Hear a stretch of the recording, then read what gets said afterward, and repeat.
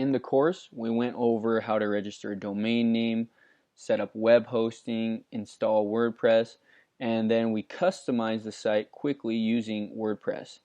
If you're looking for more training on WordPress or web development in general, I suggest you check out some of my other courses. In my premium course, we go in depth on how to use WordPress. And in my super premium course, we also do that in-depth training on WordPress, but in addition to that, we will go over tons of other important web skills. We'll show you how to set up Google Analytics, how to create a logo, how to optimize your site for search engines, where to get free commercial use images, and what services you can use for free to actually edit those images.